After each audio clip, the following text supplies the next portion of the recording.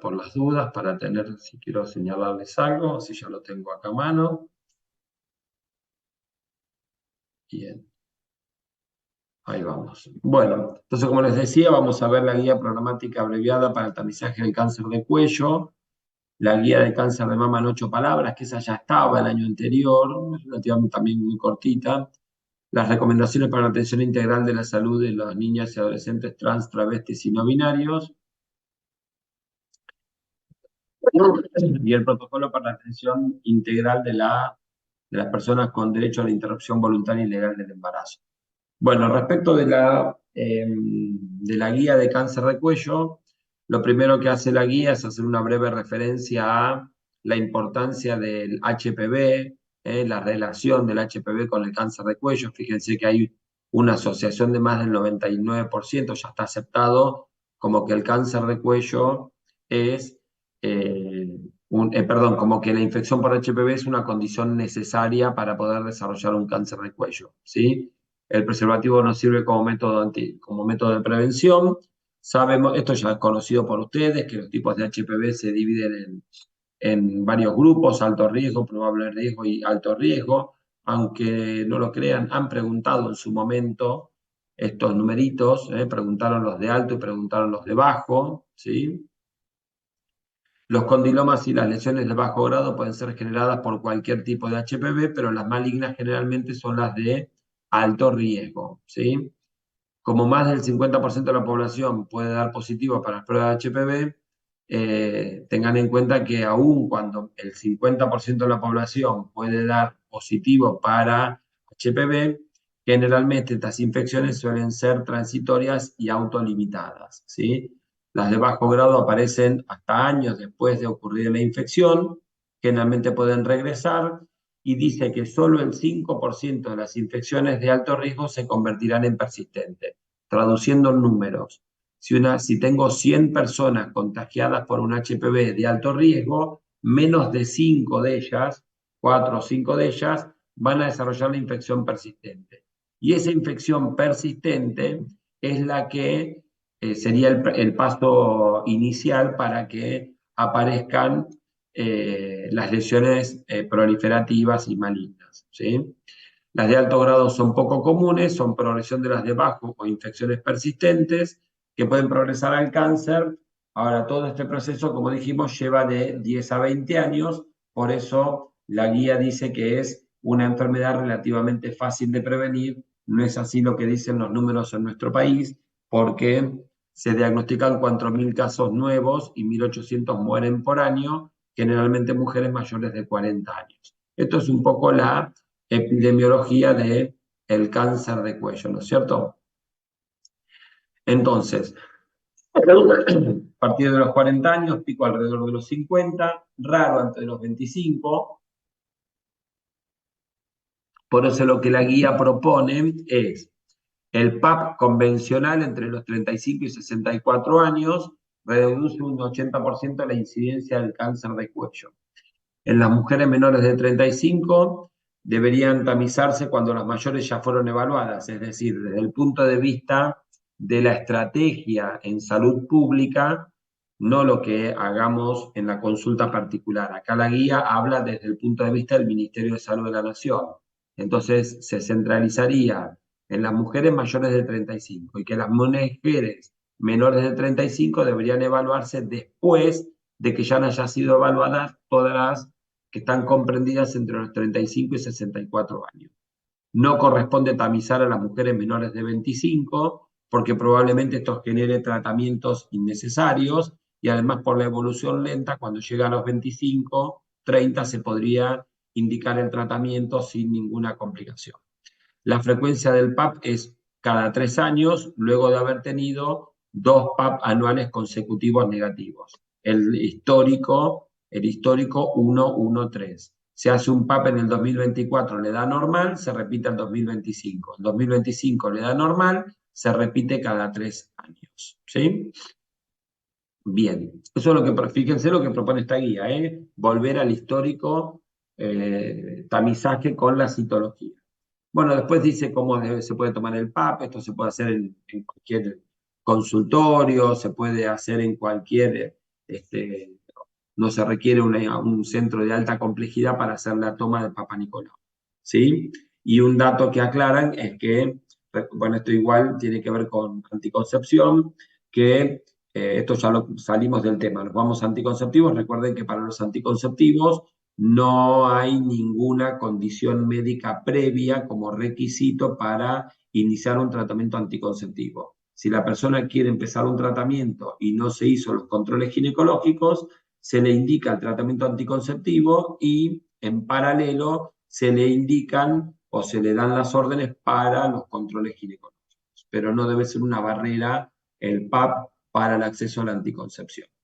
Después hace una referencia a la parte técnica, ¿sí? De la citología, cómo debe revisarse, cuáles son las condiciones que pide la OMS para la evaluación de las citologías. No creo que esto sea motivo de pregunta, ¿sí? Las condiciones para el mayor nivel de calidad, la centralización de los laboratorios, que ese laboratorio lea más de 20.000 por año, que tengan normas de procedimiento, sistemas de información computarizado, que el tiempo de entrega sea dentro de las 4 semanas, si no ya no tiene sentido, ¿sí?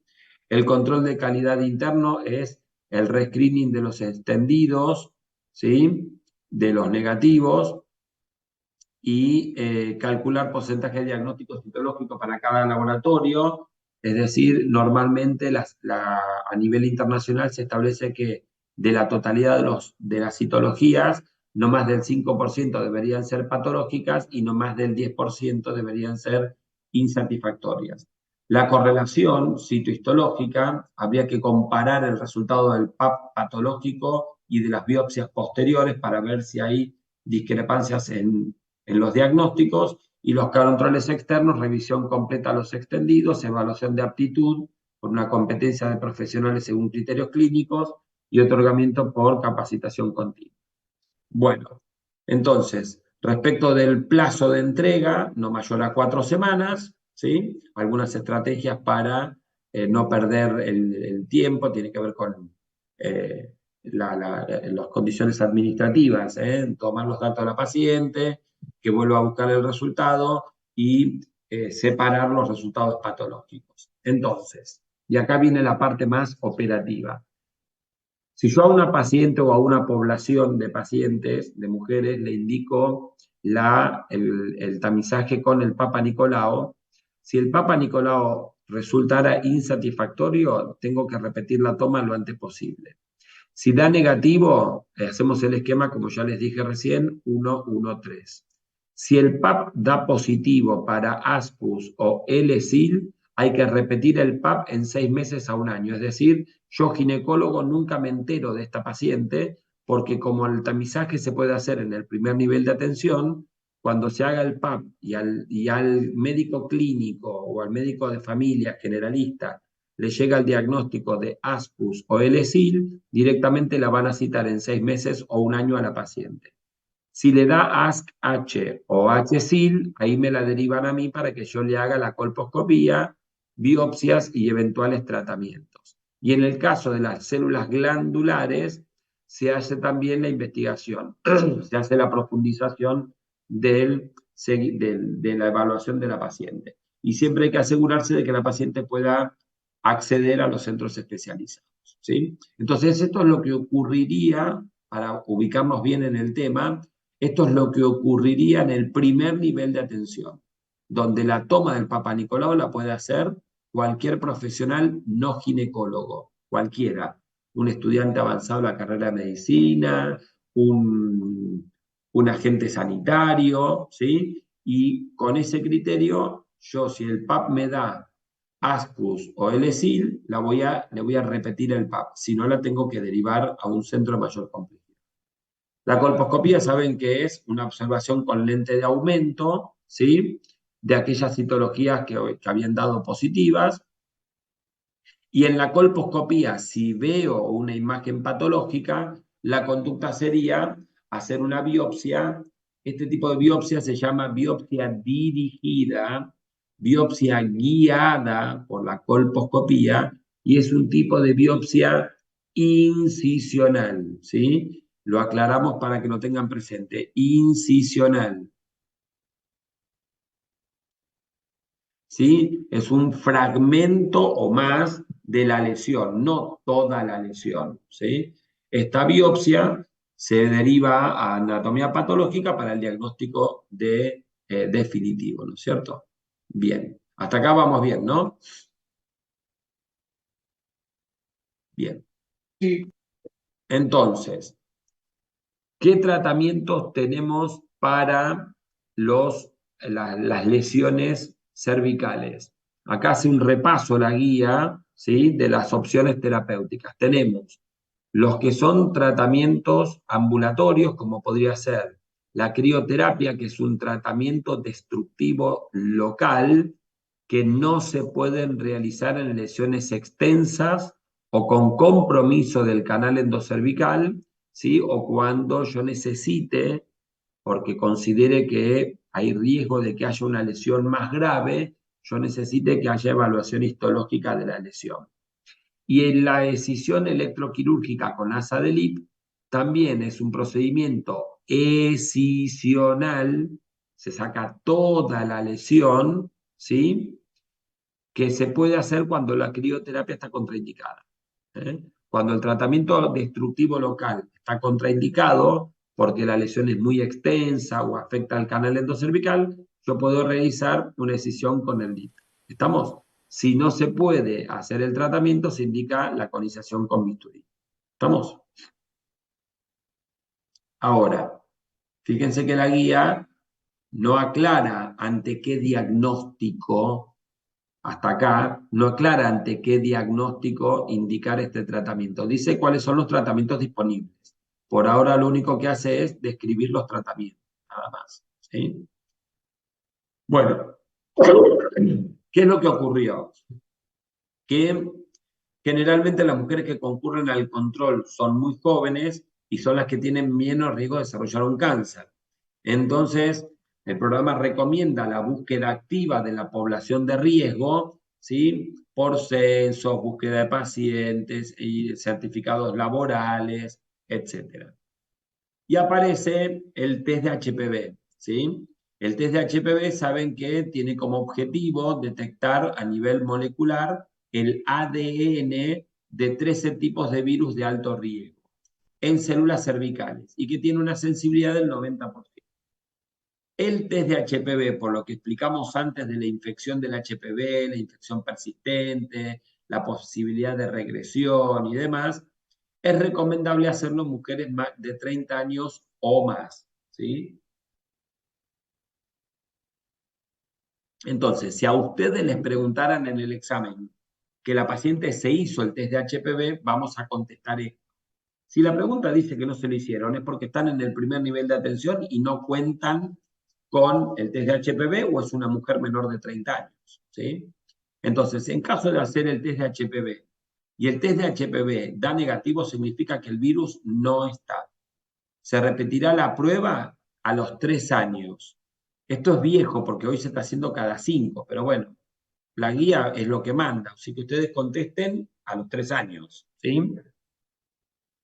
Si el test de HPV da positivo, voy a tener que tener en cuenta el resultado del PAP. Recuerden que cuando tomamos la muestra para el test de HPV en forma simultánea, hacemos la toma de muestra para la citología. Entonces, una vez que el test de HPV me dio positivo, voy a tomar la citología para ver qué hago con esta paciente, ¿sí? Entonces, si el PAP da normal, el test de HPV le dio positivo y el PAP le da normal, repetiremos todo en 12 meses. No le indico ningún tratamiento, señora, venga el año que viene. Si dentro del año que viene, el año que viene le da negativo el test de HPV, volvemos al control a los 3 años.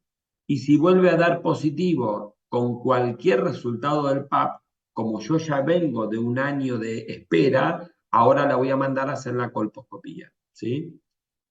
Ahora, si el PAP me dio anormal, puede ser anormal con ASPUS, L-SIL, colposcopía y biopsia, HSIL glandular, colposcopía, biopsia, cepillado y ecografía transvaginal.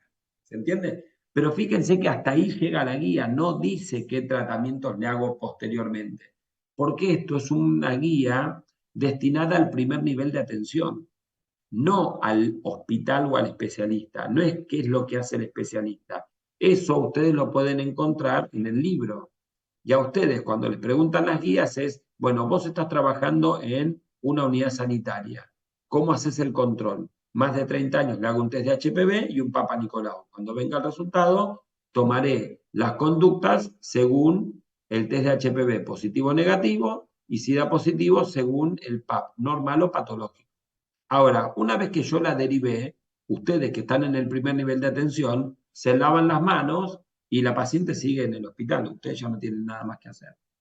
Por eso la guía no avanza más allá de esto, porque la guía está destinada a ustedes, se supone, que es para el primer nivel de atención. ¿Se entendió? Bueno, y la vacuna ya sabemos que se indica a partir de los 11 años. Bien.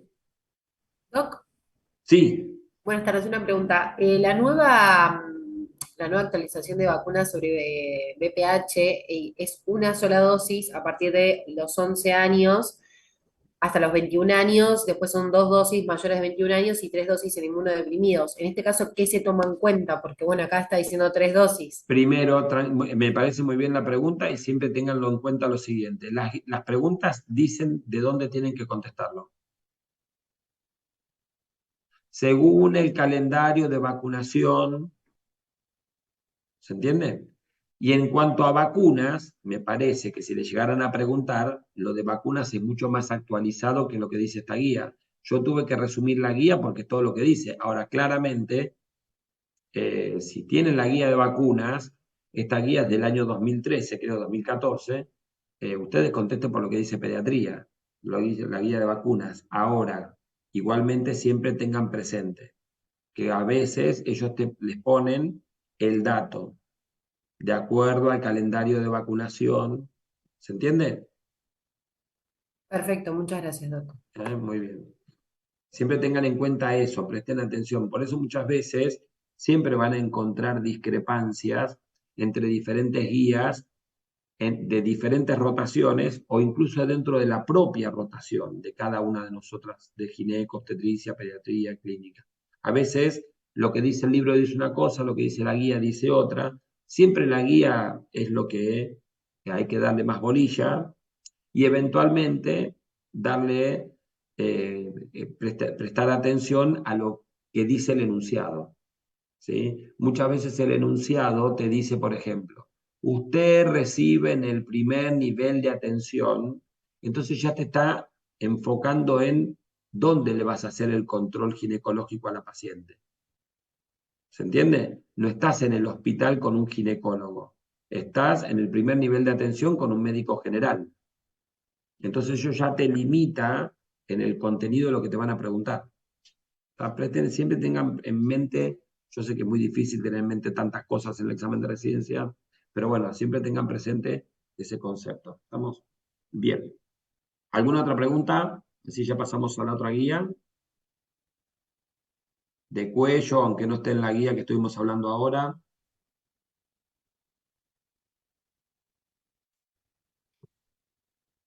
Nada. Lucio, Doc, yo tengo una consulta. te escucho bajito. ¿Ahora se escucha más fuerte? Hay un poquito mejor, sí. Bien, entonces como punto de corte para la edad tomamos los 25 años. Según esta guía, menos de 25 años no se hace control. No, Perfecto. la guía supuestamente, a ver, el tamizaje con Papa Nicolau histórico es 3 años después del inicio de las relaciones sexuales o a los 25 años. ¿Sí? Acá la guía no habla de los 3 años del inicio, dice directamente a partir de los 25. No debería tamizarse desde el punto de vista sanitario de la salud pública. Pero si a vos la pregunta te dice, concurre al control una chica de 20 años con el informe de un PAP que dice, vos no te cuestiones, porque a veces nos pasa a nosotros que nos cuestionamos y decir, pero esto no corresponde porque la guía dice que no. Bueno, pero a vos te está diciendo que la mujer se lo hizo. ¿Entiendes? Vos contestás en función del diagnóstico que trajo la paciente en el PAP, en esto que acabamos de explicar recién. Señora, venga a los 25 años, vino a los 20, y el PAP le dio negativo. No, señora, venga a los 25 porque usted no le corresponde. Perfecto, gracias. De nada. Bien, ¿alguna otra consulta? O sea, por ejemplo, si una pregunta plantea que la paciente tiene, no sé, 19, 20 años y tiene una citología con un SIL de alto grado, porque tiene menos de 25 años, no se indica tratamiento y se indica No, el yo PAP y no dije colpo. eso. Yo no dije Ok, eso. Yo dije, contesten según lo que dice el algoritmo que estaba ahí adentro que vimos recién. Si te dice perfecto. alto grado, vos la mandás. Si te dice que hay que controlarla en 12 meses, no, señora, 12 meses no, vení cuando tengas 25. No te van a preguntar eso igual, ¿eh? Yo lo dije como extremo porque a veces pasa que uno, las guías dicen una cosa y después te aparece una pregunta y ustedes me salen con, bueno, pero ¿cómo no era que se había que controlarse a partir de los 25? Bueno, pero la pregunta dice que se lo por ejemplo, que puede ocurrir, ¿eh? Por ejemplo, 20 años embarazada, ¿se le hace PAP?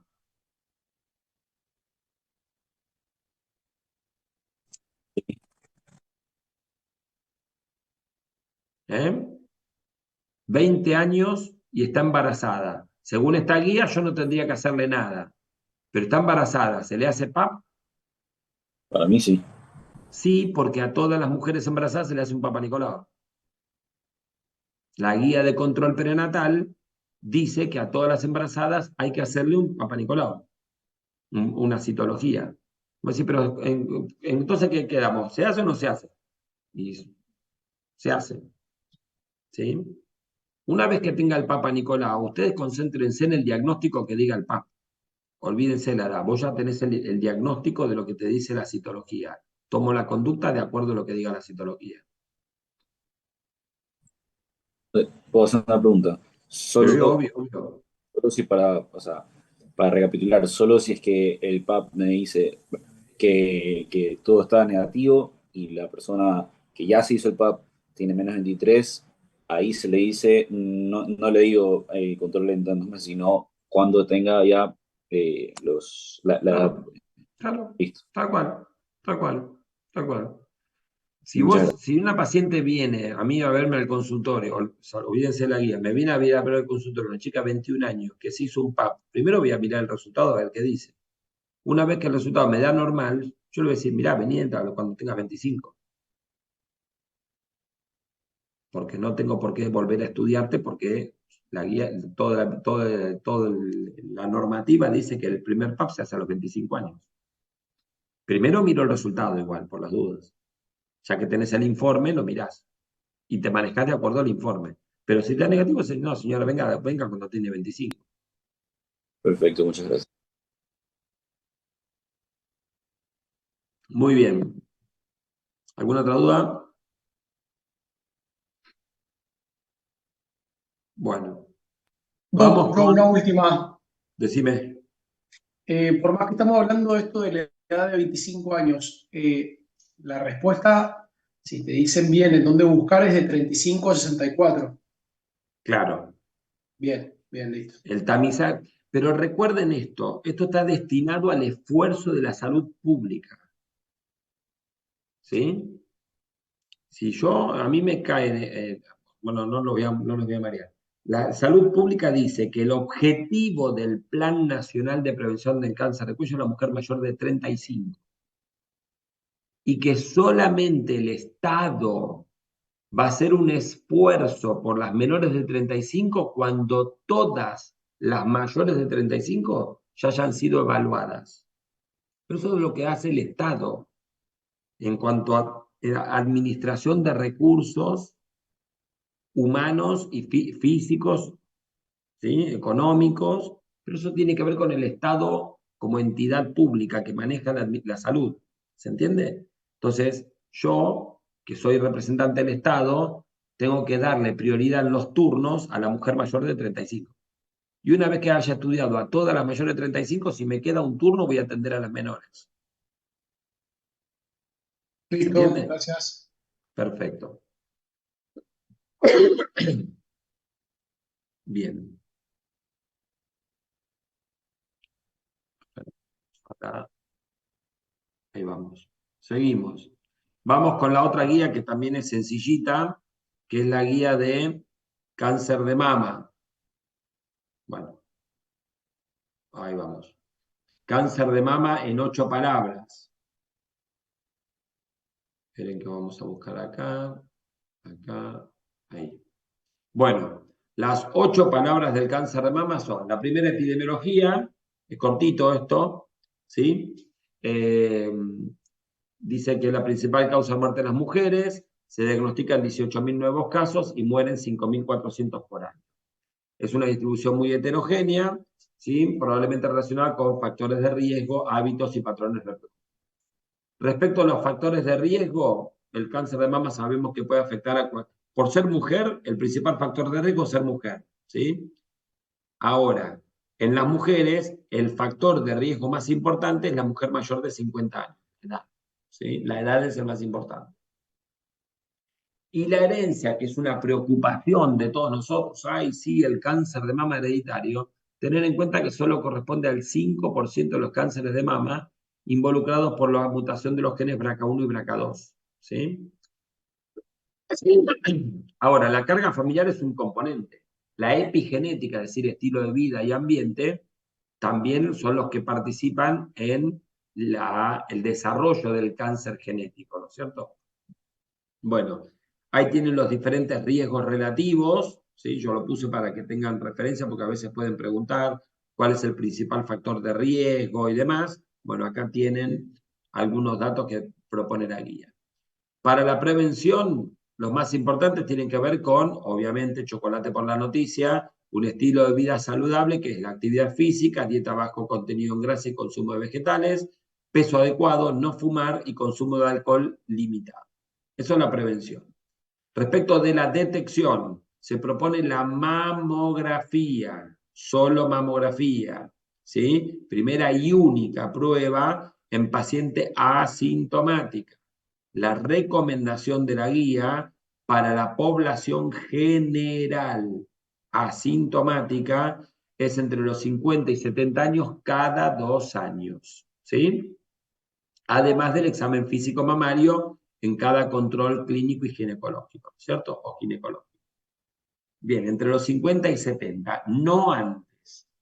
¿Estamos? Para la población general asintomática. Después, la guía también propone el triage, es decir, los criterios de derivación oportuna de estas pacientes. Entonces, tenemos 3 grupos de referencia: la prioritaria, la temprana y la rutinaria. La prioritaria, es decir, urgente, dentro de un tiempo perentorio, por el tema de que hay alta probabilidad de que sea un cáncer.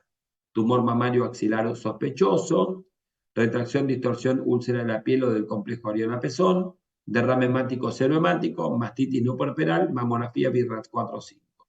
La temprana, tengo 1 mes y medio, paciente que tiene ni bueno ni malo. No estoy asustado, pero tampoco la voy a mandar para que venga el año que viene. Nodularía persistente, derrame por pezón unilateral, quiste recurrente recidivado, dolor mamario localizado, tumor benigno en mujeres de bajo riesgo, BIRAT 0 y BIRAT 3. ¿Sí? Recuerden que el BIRAT 0 requiere otra imagen para confirmar, y el BIRAT 3 es el que se controla cada 6 meses. Y la referencia rutinaria para pacientes que tienen patologías normales, ninguna, todo benigno, se controla no mayor de 2 semanas, dolor mamario bilateral persistente, anomalías o asimetría del desarrollo, quiste simple, derrame bilateral multiporo persistente después de la galactorrea, y cualquier síntoma sospechoso, sin síntomas sospechosos de cáncer de mama, para una segunda opinión. Bien.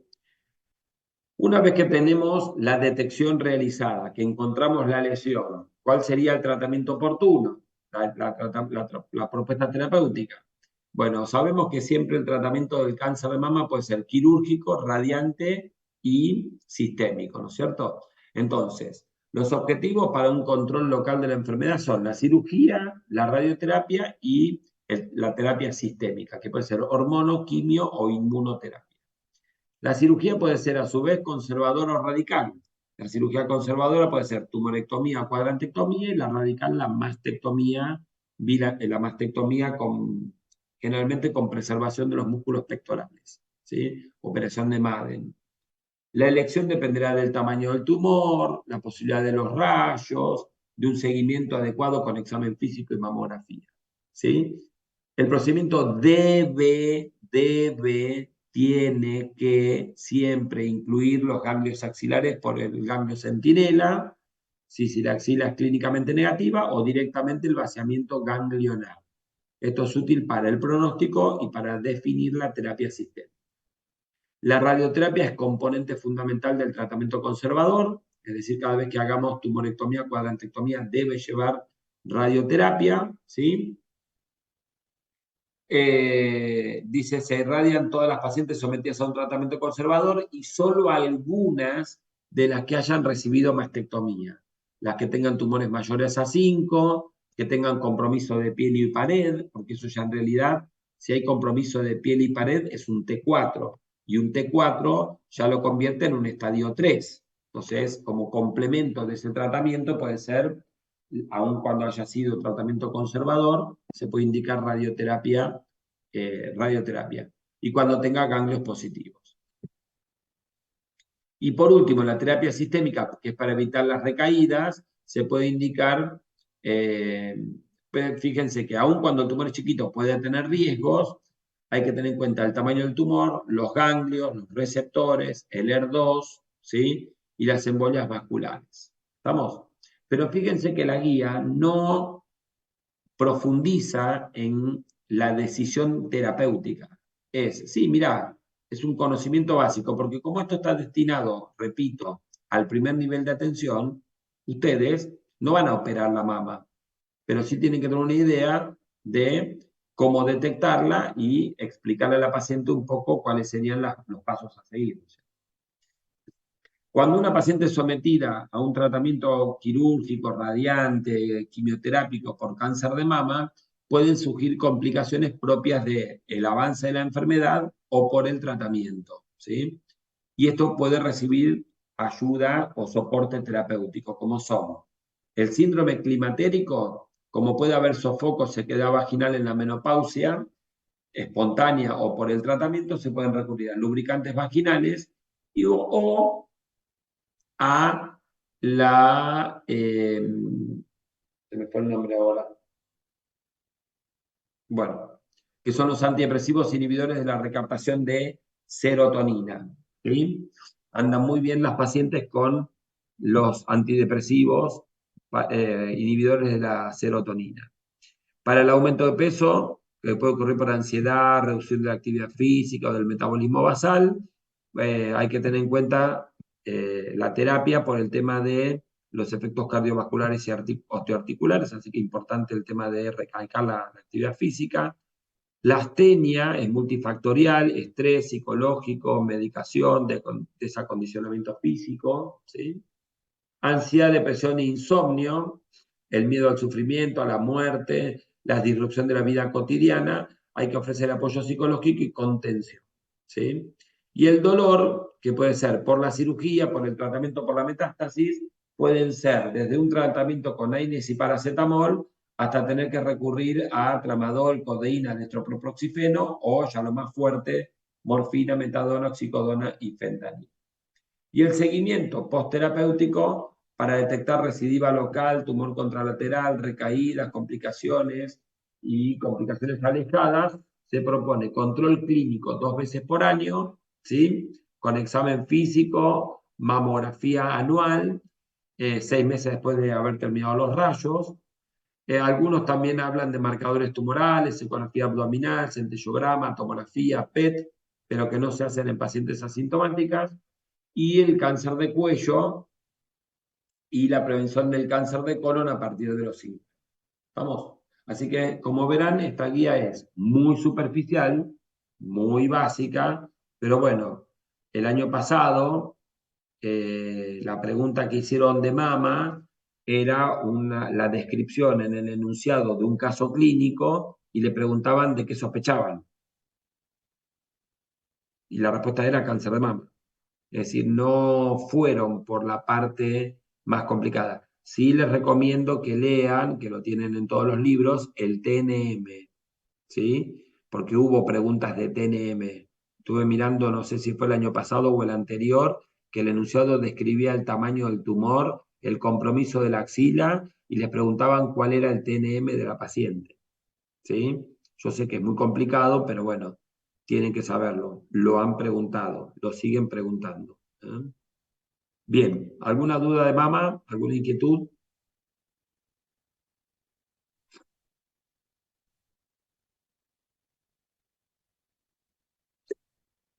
No, tal Nada. vez, Doc, Decime. ahí Sí. la guía de que del tratamiento, saber para qué tipo de tumor hacer una cirugía conservadora y para cuál hacer la La mastectomía, o guía sea, no lo plantea. ok, La guía no lo plantea porque eso es una decisión del especialista y no del médico del primer nivel. claro. Lo que hay que tener en cuenta, esto salgo un minuto de la clase, lo que hubo un cambio en los últimos 10 años en el examen de residencia es el objetivo que tiene el ministerio respecto de la evaluación de un médico recién recibido. Empezaron a cambiar el enfoque de las preguntas hacia lo que tiene que saber un médico recién recibido y no lo que vos tenés que saber como un médico especialista, que era un poco lo que pasaba cuando yo rendí el examen. Yo me tenía que saber los tratamientos oncológicos, los tratamientos... Y vos decís, pero si yo no operé nunca a una paciente, ni la operé todavía, y va a ser gineco, ¿no? Pero todavía ni vi lo que es una mastectomía y me estás preguntando cómo hago una mastectomía. Sí. Entonces el enfoque de las preguntas fue virando despacito y ahora están enfocados en esto. A ver, vos sos médico recién recibido. ¿Qué tenés que saber del cáncer de mama? Bueno, cuáles son los factores de riesgo, cuáles son los grupos de riesgo, cómo hago la detección, a qué población le tengo que destinar, qué tengo que prestar atención cuando veo el informe de la mamografía, cuándo le tengo que sacar un turno prioritario a esa paciente para que la vea el especialista, y después que se arregle el especialista. Yo le puedo tener un conocimiento básico, que es lo que apunta la guía, para explicarle a la señora. Mire, señora, la van a estratificar, probablemente van a hacer esto. Las opciones, mire, probablemente la operen, le van a indicar rayos, seguramente va a tener que hacer algún tipo de tratamiento sistémico, quimio, hormono, inmuno, pero eso se lo va a explicar mejor el especialista. Y así es como se tiene que manejar el primer nivel de atención. ¿Se entiende? Entonces, no se deliren tratando de ir a ese enfoque, porque ya les digo, las últimas 2 o 3 preguntas que hicieron de mama, no de cáncer, de mama, en el examen de residencia fueron sencillas. Preguntaron mastitis puerperal, preguntaron un fibroadenoma y preguntaron un cáncer de mama. Pero vos leías el enunciado y era la clínica de la paciente y de qué sospechabas. Nada más. No te preguntaban los tratamientos, no te preguntaban si el fibroadenoma era quirúrgico o no era quirúrgico. No, no va por ahí la pregunta. ¿Está? Perfecto, gracias, Doc. De nada. ¿Qué más? ¿Alguna otra consulta? ¿Alguna otra inquietud? Bueno, Con respecto al screening con mamografía, Doc, ¿a partir de qué edad tomamos en cuenta? Según 50, esta guía es a partir de 50, 50, pero no, a 50. 50. Porque la guía hace referencia a la población general. Lo que nosotros sabemos es que cuando la paciente tiene antecedentes familiares, que son el 5% de los cánceres de mama, se estudia 10 años antes de la aparición del caso más joven en la familia. Si el caso más joven en la familia fue a los 42, 10 años antes yo ya tengo que empezar a estudiar a la persona de ese núcleo familiar, de ese grupo familiar. Pero Previo a eso, solo examen mamario anual. exactamente, pero la guía no abunda en Ah, ese detalle. Vos fíjate que no dice nada respecto de qué hago con ese 5%. ¿Qué hago? No, la guía no dice nada. bien, está. ¿Está? Gracias, Doc. Bien. De nada. ¿Qué más?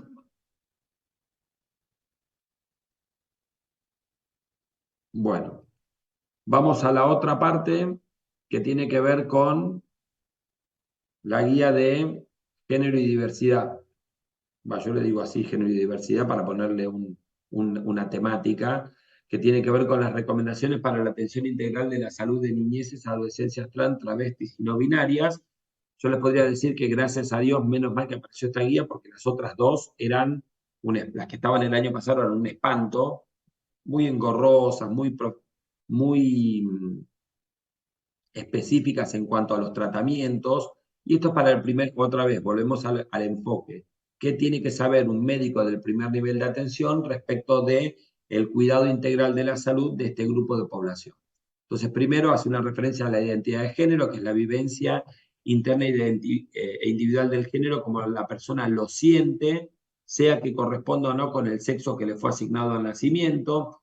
Incluye la vivencia corporal, modificación de la apariencia, la función corporal por medios farmacológicos o quirúrgicos, ¿sí? Es un derecho humano. Las mujeres y los varones cis se identifican con el género que les fue asignado, pero las personas que con el género que se identifican con un género asignado al nacer pueden constituir mujeres o feminidades, que no se identifican con un género asignado al nacer pueden constituir las mujeres o feminidades trans, travestis, varones, masculinidades trans, personas trans no binarias, y los que se identifican no binarios se definen por fuera del esquema dicotómico, que pueden o no identificarse como trans. La intersexualidad se referencia a la corporalidad de personas y no a su identidad de género, ¿sí? Al nacer o en su desarrollo presentan características que varían de los parámetros aplicados por la biomedicina. Bien, estos son definiciones, ¿cierto? En la adolescencia y la niñez, perdón, la identidad de género se manifiesta y vive en la primera infancia, es un componente central de la identidad corporal, de la identidad de la persona. Fíjense que en la evaluación, en la estadística que se hizo en estudios, la autopercepción del género se dio diferente en los primeros 4 años y entre los 5 y 8 años el 31%. Es decir, fíjense que antes de los 8 años, el 77% de las personas ya tenían una experiencia trans de autopercepción diferente de su género, ¿cierto? Por eso son fundamentales un entorno familiar y de escucha y acompañamiento para la construcción y expresión de la identidad y transición saludable, ¿sí?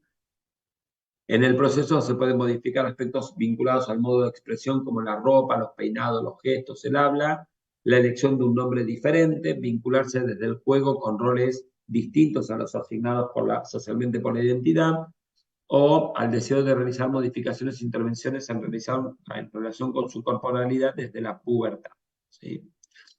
Esto puede, si no se lo reconoce, el chico puede somatizar, la persona puede somatizar este conflicto por alteraciones sobre su salud física, psicológica y social, dermatitis, broncoespasmos, enuresis, encopresis, etc. Es decir, hay trastornos que pueden ser un indicio de que hay un conflicto en este sentido. Por eso es importante el tema del acompañamiento y la escucha, sobre todo en el ámbito familiar, ¿sí? Cuando esta identidad de género no se puede expresar o está disimulada o negada, hay estados emocionales como tristeza, angustia, ansiedad, irritabilidad, agresividad, aislamiento y autoagresión, y la expulsión del hogar agrava esta condición, sobre todo también que la exclusión se profundiza en el ámbito educativo, en la salud y demás. Bien, entonces, ¿qué es lo que propone la guía respecto del sistema de salud? Dice que la ley establece que todas las personas tienen un derecho a un trato digno. A ver, la guía obviamente hace referencia a este grupo de población, pero en realidad el derecho al trato digno, trans o no trans, cis o trans, el derecho al trato digno lo tenemos todos por ser seres humanos. Lo que pasa es que este grupo de población son particularmente no respetados, ¿sí? Y no reconocidos, y a veces el mismo sistema de salud se comporta en forma agresiva, por ejemplo, con el tema de la identidad, cómo se la percibe, cómo se la nombra, ¿sí? Entonces, para reconocer o respetar la identidad de género se debe preguntar cómo prefiere ser nombrado, incluir en la historia clínica, ¿sí? El nombre expresado por la persona independientemente de lo que diga el DNI, para llamarlo en público, utilizar su nombre o directamente su apellido, Y en el caso de utilizar pronombres o artículos, sería bueno consultar con la persona qué tipo de pronombre prefiere que se le utilice, ¿eh? Para identificarlo. El cambio registral, recuerden que no es obligatorio, ¿sí? Para que a nivel sanitario la persona pueda acceder a algún tipo de consulta. Entonces, si bien la persona tiene el derecho a poder hacer el cambio registral, no debe ser una obligación, ¿eh? Solo se requiere la solicitud y no es requisito para el respeto. Es un derecho y no una obligación. La persona tiene derecho a exigir el cambio registral, pero no se la debe obligar a que lo haga cuando la persona cambia de género, ¿sí? Para garantizar una atención despatologizadora, la idea es no utilizar términos horrendos como disforia de género, trastornos de la identidad, incongruencias de género, ya que estas experiencias son vivencias legítimas, forma de expresarse y nombrarse desde unas trayectorias heterogéneas, fluidas y cambiantes, y que deben ser reconocidas, como ya dijimos, como derechos humanos. Para esto lo que nosotros tenemos que hacer es revisar, deconstruirnos y revisar nuestra propia práctica profesional, ¿sí?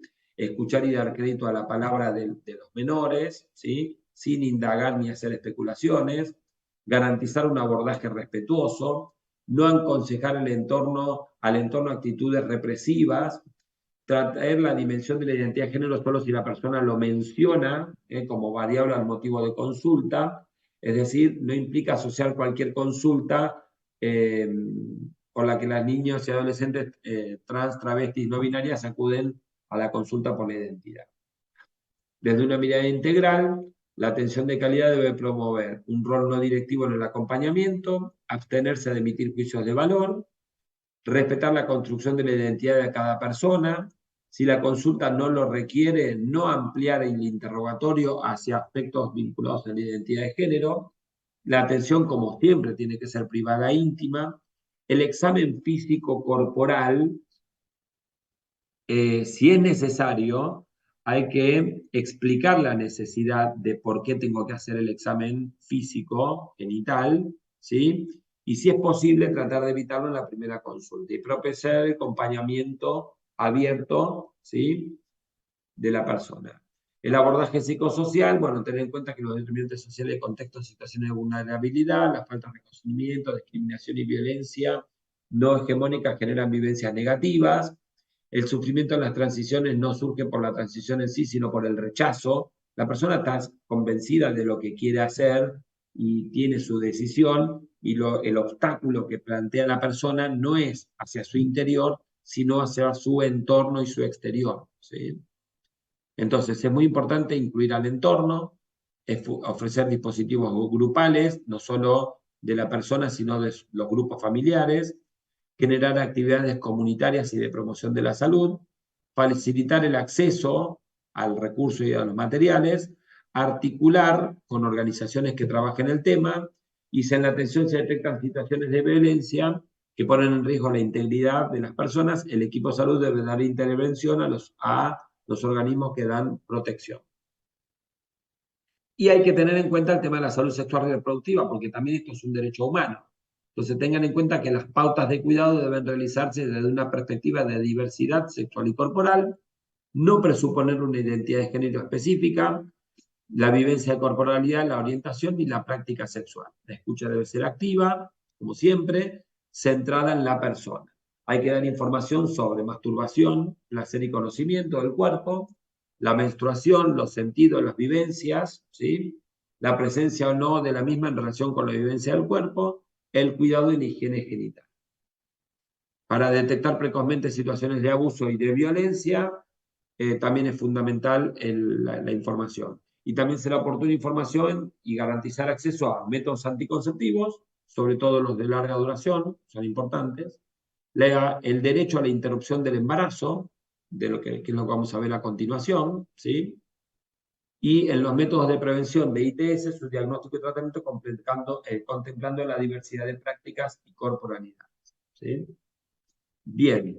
Bueno, después hace una referencia respecto del cuerpo en la pubertad, las modificaciones y las apariencias corporales producidas en la pubertad, como cambio de la voz, el vello, el crecimiento y demás, son interpretadas en forma binaria como propias del género masculino o femenino. Puede aparecer angustia o incomodidad. La experiencia de incomodidad o disconformidad son personales, pero se vinculan con mandatos sociales. Siempre la parte social heteronormativa está metida en el medio. Y es necesario escuchar y acompañar a las personas que quieran modificar o intervenir, brindando información para el cuidado de la salud. Para esto tenemos que saber que existen y transmitirle a la persona que existen técnicas no farmacológicas ni quirúrgicas que tienen que ver con el cambio de la voz, la vestimenta, el vello, el maquillaje, el ocultamiento del gusto de los genitales, ¿sí? El uso de orinadores, etc. Cuando la persona lo manifiesta a una edad temprana, se debe garantizar el acceso a la inhibición puberal o hormonización, que es hay que hacer una evaluación clínica, brindar información, limitaciones del tratamiento, ¿sí? Y ver los efectos sobre la capacidad reproductiva. Hay que hablar del tema de capacidad reproductiva, no inferir que por el cambio de género por ahí la persona no quiere tener hijos, esto no es así. Y respecto a los criterios de acceso, esto es algo que ya vienen hablando en APS y hemos visto en pediatría por ahí. En gineco también es importante para los métodos anticonceptivos, para los tratamientos de condiciones de género y para ILE-IBE, que vamos a ver a continuación. Estos criterios son los que marca el Código Civil. Las personas mayores de 16 años pueden consentir la práctica en forma autónoma, incluyendo las prácticas quirúrgicas de cambio de género, lo pueden consentir cualquier persona mayor de 16. De 13 a 16 pueden consentir prácticas de bajo riesgo, como por ejemplo la hormonización la pueden hacer, pero no pueden consentir solo prácticas de riesgo para su salud. Ahí requiere el acompañamiento de un adulto referente. Es decir, entre los 13 y 16 se puede hormonizar, pero para operarse o para tratamientos quirúrgicos requiere el asentimiento de los padres, del adulto. Fíjense la palabra asentimiento, es decir, el adulto no puede contrariar el deseo del menor, tiene que acompañar el deseo del menor, ¿sí?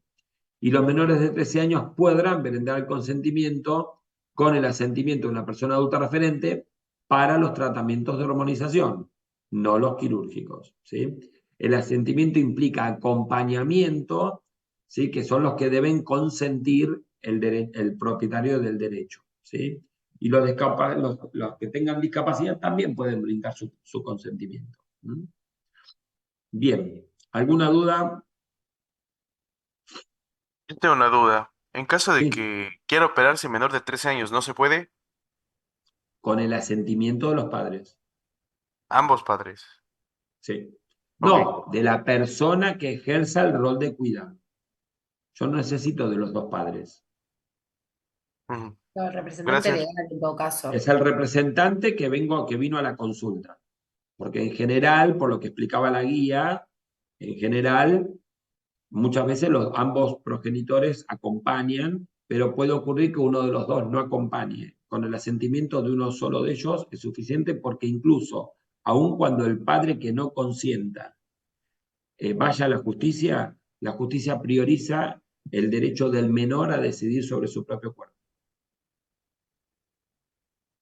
¿Se entiende? Dale, gracias. Fíjense lo que decía ahí, el 75% de los chicos menores de 8 años ya tienen definida su corporalidad y su sexualidad antes de los 8 años. Entonces, a los 13 años ya se puede hacer una intervención quirúrgica con el asentimiento de los padres o del representante legal. No, con el asentimiento, sí. Tengan en cuenta que nosotros, a ver, otra vez, volvemos a lo mismo, pongámonos en el foco en el primer nivel de atención. Ustedes no van a hacer este tratamiento, pero sí van a facilitar el acceso al tratamiento. Esto claramente es un abordaje multidisciplinario, porque el que hace la consulta por ahí no es especialista en cirugía de transgénero, de cambio de género. ¿Se entiende? No cualquiera hace ese tipo de cirugías. Los tratamientos de hormonización son más fáciles. La guía aún no profundiza en eso, no se mete en el tema. te dice que existen las posibilidades, pero no se mete en el tema. ¿Por qué? Porque dependiendo cada situación particular, a veces lo que se prefiere, por ejemplo, es la inhibición del desarrollo puberal para que no desarrollen todos los caracteres sexuales del sexo no elegido, ¿sí? Y hacer la hormonización para el desarrollo, y eso después, esto es una construcción del paciente. ¿Se entiende? Es una construcción de la corporalidad de la persona que quiere cambiar de género. Entonces, y cada persona lo vive y lo vivencia y lo manifiesta de una forma diferente. Y hay que respetar sus derechos y sus tiempos. Pero lo que tienen que tener en claro es que el mayor de 16 puede acceder a todo. El menor de 16, entre 13 y 16, la hormonización la pueden realizar sin el consentimiento de los padres, el asentimiento. Ahora, menores de 16 tienen que hacer, para la cirugía, tienen que tener el asentimiento de los padres. ¿Se entiende? ¿Está? Bien. ¿Alguna otra consulta? Bueno. Lucio. Doc, yo tengo una duda. ¿Sí? En caso de que nos pregunten cuál es el grupo etario en el cual se ven, en el cual se empieza a expresar la autopercepción de género diferente, es en menores de 8 años. El 77% lo manifestó antes de los 8 años. Más frecuentemente, el 40 y pico fue antes de los 4. Fíjate que dice, antes de los 4, el 40 y pico creo que era. Y entre los 5 y los 8, el 20 y pico % restante. Si luego lo sumas, te dan el 77. Entonces, la gran mayoría de los chicos, ya antes de los 8 años, ya tienen una construcción o una idea de que su cuerpo no es el que le corresponde, que quieren cambiarse de nombre, quieren cambiarse de ropa, más. ¿Sí? Bien, y no me quedó muy claro cuál es el límite de edad para acceder a un procedimiento quirúrgico, ya sea con consentimiento de los padres o de forma autónoma. Claro. Vamos a dividirlo en dos para que les quede claro. Una cosa es la parte quirúrgica y otra cosa es la parte médica. Tratamientos médicos, no quirúrgicos. Los tratamientos quirúrgicos más de 16 lo pueden consentir en forma autónoma los mayores de 16. Nada más. Los quirúrgicos. Los menores de 16 necesitan el asentimiento de los padres o de un adulto responsable, el que ejerza el rol de cuidado. ¿Sí? Yo digo padres por costumbre, pero la guía habla de el adulto que ejerza el rol de cuidado. ¿Estamos hasta ahí? Más de 16, menos de 16, la parte quirúrgica. ¿Estamos bien? Bien, Sí, sí. no, pero no hay un límite inferior para realizar el procedimiento quirúrgico, Lo que siempre y pasa es que cuando el lo límite inferior, repito lo que le comenté a nadie. A nadie te va a preguntar que un chico de 4 años quiere hacerse una cirugía de cambio de género. Porque el chico no entiende lo que es un tratamiento quirúrgico de cambio de género. ¿Se entiende? Es raro que un chico a esa edad te pida una cirugía de cambio de género o un padre, o una madre o un adulto. Ahora, a los 11, 12 años, 13, el chico te puede venir y decir, bueno, pero yo quiero, bueno, eso es un abordaje multidisciplinario, vos no te lo van a preguntar. Usted lo que tiene que tener en cuenta es que el mayor de 16 puede consentir lo que quiera. El menor de 13, para cualquier tratamiento quirúrgico, tiene que tener asentimiento de los padres. Punto. Se hace, no es motivo que usted tiene que aprender. No se lo van a preguntar. Si corresponde o no corresponde. Vos tenés que saber. ¿Se puede hacer? Sí. ¿Se hace? No sé. Pero si tiene menos de 16, tiene que venir el adulto responsable a asentir el tratamiento quirúrgico. ¿Estamos bien? Perfecto. Bien. Vamos al tratamiento hormonal médico. El mayor de 13 puede consentir el tratamiento hormonal sin la firma de los padres. ¿Por qué?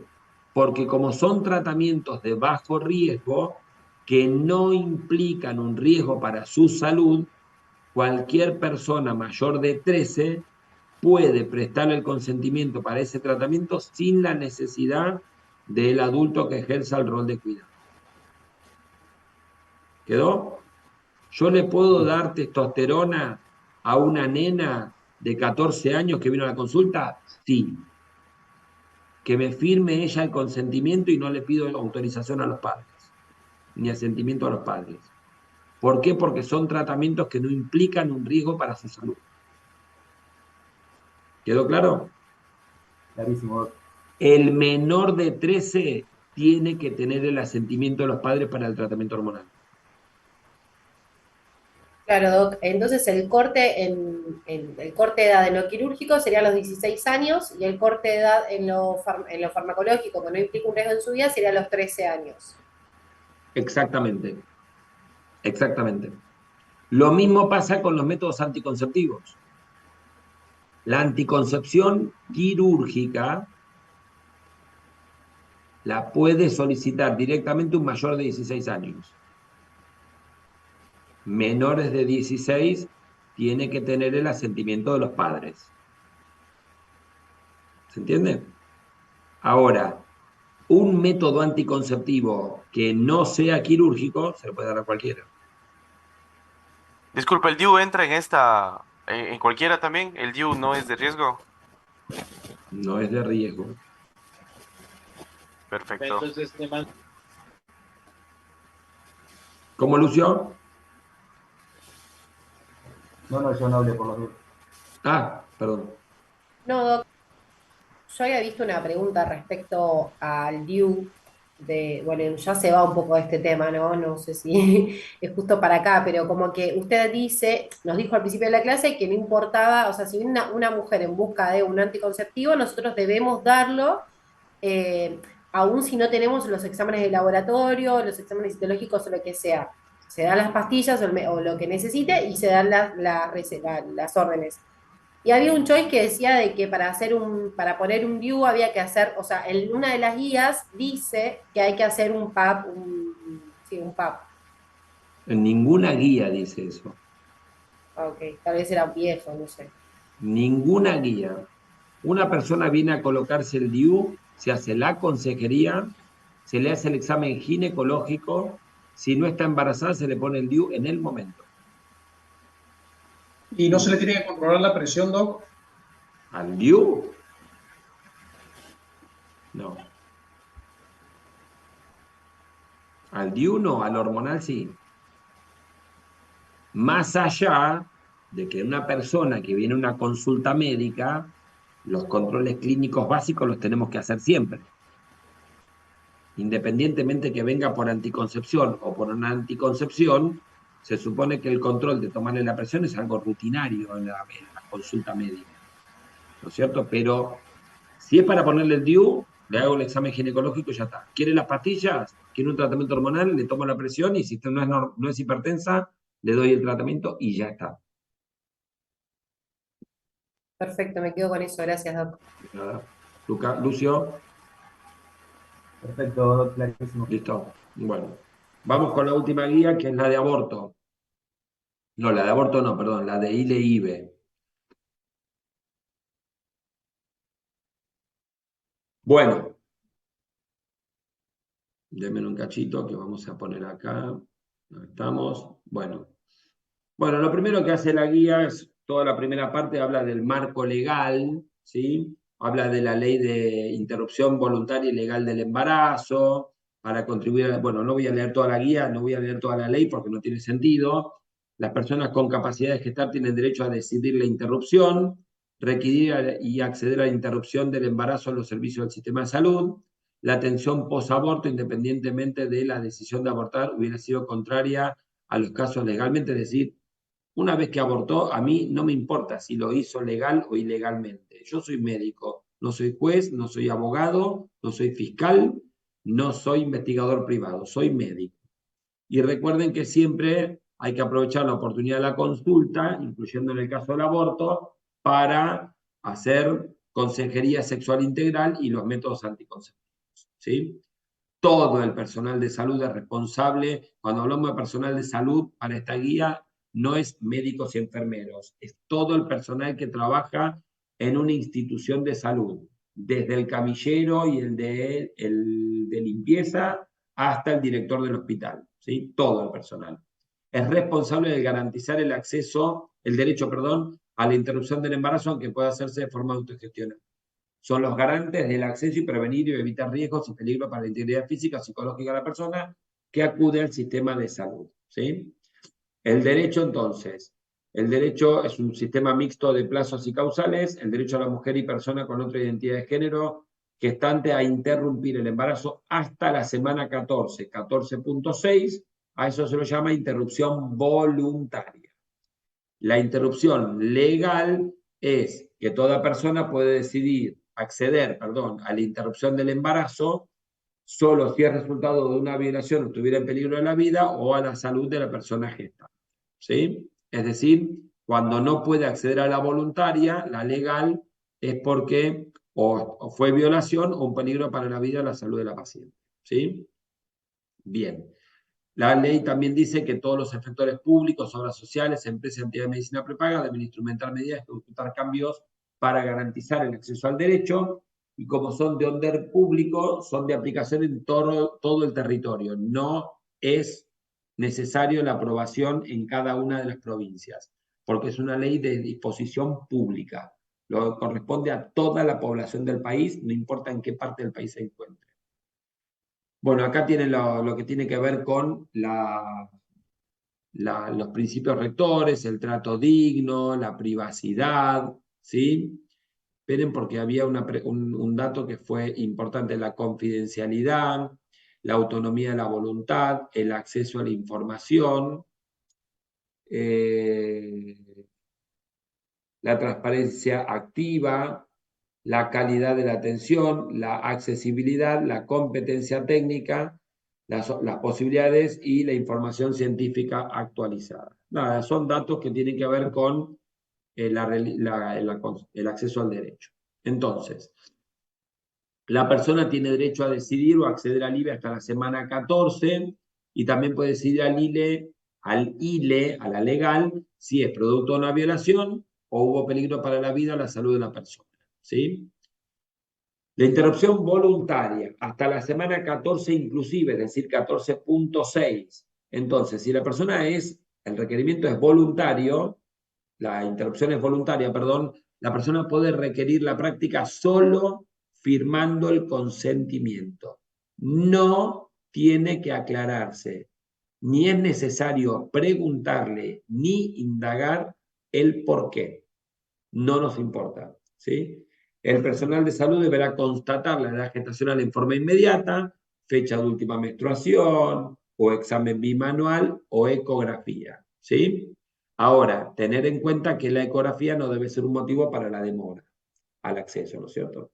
Si bien la persona no tiene la obligación de explicitar los motivos en la entrevista, surge la evidencia de una causal legal, ahí le podemos dar la información y explicarle cuáles son sus derechos para que la persona medite, evalúe si quiere hacer la denuncia para el tema de preservar la evidencia. Pero no tenemos por qué, si surge, si la persona sola la manifiesta, nosotros sería importante aclararle que tiene la posibilidad de hacer la denuncia y que nosotros podemos preservar esa prueba, más allá de que hoy no quiere hacer la denuncia. Miren lo de este guacho de Tucumán, la chica no hizo la denuncia, pero la hizo después. Cada persona tiene sus tiempos, hay que respetar esos tiempos, hay que respetar la decisión de la persona, pero hay que nosotros como profesionales explicarle que si el día de mañana se arrepiente, el material de ADN se conserva siempre. Entonces, para un futuro es una herramienta de defensa para ella, pero eso hay que aclarárselo. La interrupción legal hay que buscar causales para el peligro para la salud o caso de violación. Entonces, la causal salud, y acá viene todo un panorama muy amplio, dice que la salud implica un completo, sabemos que la OMS, esto ya lo saben todos, bienestar físico, psíquico y social, y no solo no tener enfermedades. Entonces, una atención que habilite una interrupción legal tiene que tener esta visión integral de la salud. Entonces, desde esta perspectiva integral, se pueden identificar situaciones relacionadas con vulnerabilidad social, violencia de género, inequidad en la condición de vida, limitación de la autonomía, que pueden hacer que que el embarazo ponga en riesgo la salud de esta persona. Es decir, no es solamente una enfermedad física, también puede haber social o psicológica. También hay que tener en cuenta la situación de los menores de 15 años, en quienes el embarazo ya de por sí es una condición de riesgo, ya está demostrado. Un embarazo en una menor de 15 años es una condición de riesgo para su salud, ¿sí? Con malos resultados maternos y neonatales. El riesgo de muerte es 2 veces mayor, ¿sí? Ni hablar de la parte de la salud mental, ¿cierto? Entonces, la causa salud incluye peligro para la salud y peligro para la vida, como una situación extrema de afectación. Y las pautas para identificar este peligro es la posibilidad de que se afecte. Es decir, yo no tengo que constatar como médico que la persona realmente está enferma. Basta con la potencialidad de la afectación de la salud de ella. Probablemente se puede afectar. Esa probabilidad nosotros la medimos en porcentaje. Bueno, hay un 10% de probabilidades de que el embarazo sea complicado, hay un 50% de riesgo de mortalidad materna, un 5%. Bueno, esa es la potencialidad, ¿no es cierto? Siempre hay que tener en cuenta las 3 dimensiones. La salud mental no es solamente trastornos mentales graves, también puede ser el dolor psicológico o el sufrimiento mental. El peligro refiere a la posible ocurrencia, como decíamos recién. En la decisión de solicitar es la mujer la que elige ese porcentaje, si quiere correr ese riesgo o no. Entonces yo le puedo decir, mira, tu embarazo tiene un 10% de probabilidades de terminar en un parto prematuro y la paciente me puede decir que el riesgo no le importa y hay otra paciente que me dice, no, pero yo no quiero correr ese riesgo. Entonces es la mujer, no nosotros, los que le decidimos si quiere o no quiere, debe o no debe, puede o no puede correr ese riesgo, ¿sí? Bien. Los riesgos físicos y emocionales en menores de 15 ya son directamente una causal salud. En una mujer con buenas condiciones, la continuidad del embarazo puede constituir un factor de precipitación de la expectación. En mujeres con enfermedades agudas o crónicas, la continuidad puede ser un factor de consolidación de la enfermedad. Información incompleta, inadecuada o subestimación es responsabilidad legal del médico, del profesional de la salud, ¿sí? Y la violación, recuerden lo siguiente, la persona puede decidir y acceder a la interrupción cuando el embarazo fue resultado de una violación, solo con el requerimiento y la firma de una declaración jurada. Es decir, yo no necesito la denuncia. Con que la persona venga y firme una declaración jurada donde afirma que este embarazo es producto de una violación, es suficiente. Se le explica todo y además firma el consentimiento informado. En menores de 13 años, esta declaración no es necesaria. ¿Por qué? Porque ya sabemos que embarazos en menores de 13 años siempre son por violación. Y después hace una definición de las violaciones, ¿sí? Vulneración de cualquiera de las formas del derecho de la persona a decidir voluntariamente acerca de la vida sexual reproductiva por engaño, amenaza, coerción, uso de la fuerza, intimidación, aprovechamiento de su estado de vulnerabilidad por droga, alcohol, etc. Incluye la violencia sexual dentro del matrimonio u otras relaciones vinculares con o sin convivencia. La violación puede ser perpetrada generalmente en el entorno íntimo o alguien de conocimiento, no solo por extraños. Son violaciones con penetración las que median violencia, amenaza, abuso coactivo e intimidatorio. Son violaciones las relaciones con penetración donde la persona no pudo expresar libremente su consentimiento. Toda relación con una menor de 13 es una violación. No requiere la denuncia, solo la declaración jurada, ¿sí? Y los delitos contra la integridad sexual de la persona son de instancia privada a partir de los 18. Es decir, si la mujer tiene 18 años o más, yo no tengo que hacer nada. Firma la declaración jurada y ya está. Y acá viene otro dato importante, el embarazo puede interrumpirse de forma segura en caso de violación, independientemente de la edad gestacional. ¿Esto qué significa? No me importa la edad gestacional. Bien. En el caso de los menores, hay que avisar a los organismos de protección, ¿sí? Los profesionales pueden realizar la internación notificando al organismo. Los delitos contra los menores de 18 años son de 18, toma acá como límite, son de instancia pública, por lo tanto, además de dar aviso a los organismos de protección, hay que hacer la denuncia penal correspondiente en menores de 18, y esta denuncia debe cumplirse igualmente. No es que, tiene menos de 18, listo, te hago la denuncia. No, hay que respetar el derecho a la privacidad y confidencialidad de la menor. No es que yo estoy obligado urgente, tengo que primero ver la decisión de la menor, su capacidad progresiva e interés superior. Debe considerarse la voluntad del menor al momento de dar intervención a los organismos, quedando prohibida la sustitución, la sustitución de su consentimiento. En ningún caso la judicialización es una demora para la interrupción. Bien. Bueno, el consentimiento lo tiene que brindar cualquier persona como cualquier otra práctica médica, ¿sí? Debe hacerse siempre por escrito, en forma autónoma, libre de influencia y de presión, y puede ser en cualquier idioma, ¿está claro? Hay que hacer los ajustes razonables en función de la discapacidad y de los menores. Respecto al consentimiento informado, lo que estuvimos hablando hace un ratito con respecto a la guía de género, la mayor de 16 años puede consentir libremente la interrupción del embarazo, puede firmar el consentimiento y la declaración jurada en el embarazo producto de violación. Entre los 13 y 16 pueden brindar el consentimiento en forma autónoma cuando no representa una práctica de riesgo y la interrupción del embarazo no es de riesgo. En el caso de ILE, las adolescentes entre 13 y 16 pueden consentir en forma autónoma, ¿sí? En este caso será necesario el asentimiento de los progenitores cuando haya un riesgo para la salud. Pero salvo que sea una condición excepcional, la interrupción del embarazo no es una condición de riesgo, ¿sí? A menos que sea una chica, no sé, que tenga alguna cardiopatía, alguna enfermedad de base, una trasplantada, algo raro, como decir, bueno, no, pero acá necesitamos, pero no porque el aborto sea una condición de riesgo, sino por su condición previa, ¿se entiende? Ahora, siempre tener en cuenta lo siguiente, entre un embarazo en una paciente de estas características, entre un embarazo y un aborto, el aborto se va corriendo, siempre. Bien, el asentimiento implica acompañar. Si la persona que ejerce el rol de cuidado se negara, se puede requerir al asentimiento de otra persona referente afectiva. Fíjense que no habla de la parte legal, ¿sí? La abuela, el abuelo, ¿están a favor? Que firme el abuelo. La abuela, la tía. No me importa lo que... Yo necesito una persona referente afectiva, ¿sí? Si no existiera la posibilidad, el equipo de salud tendrá en cuenta el interés superior y la regla de no sustitución del consentimiento y su aptitud para decidir en base al desarrollo de su autonomía progresiva.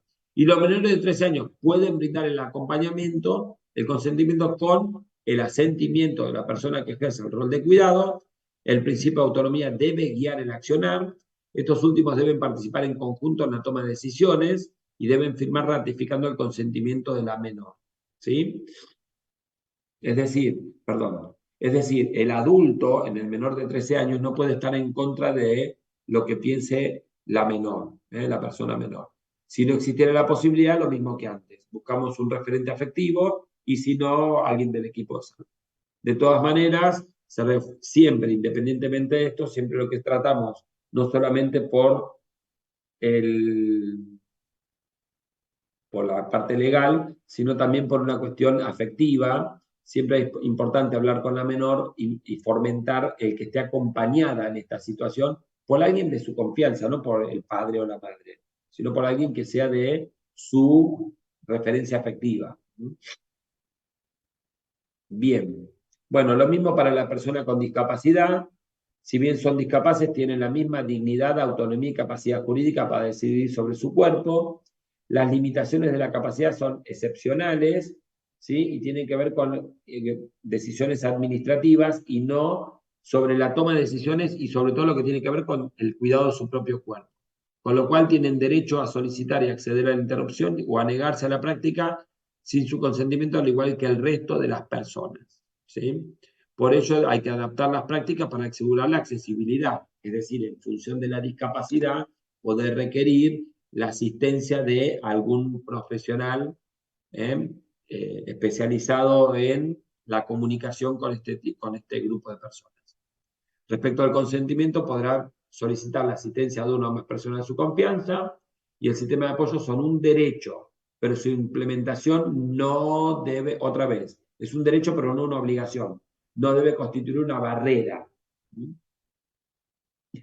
Y la persona con sentencia judicial vigente de restricción de la capacidad son excepcionales y afectan otra vez los actos administrativos. En los casos de IRE, la persona podría tomar la decisión en igualdad de condiciones con el resto de las personas. ¿Vamos?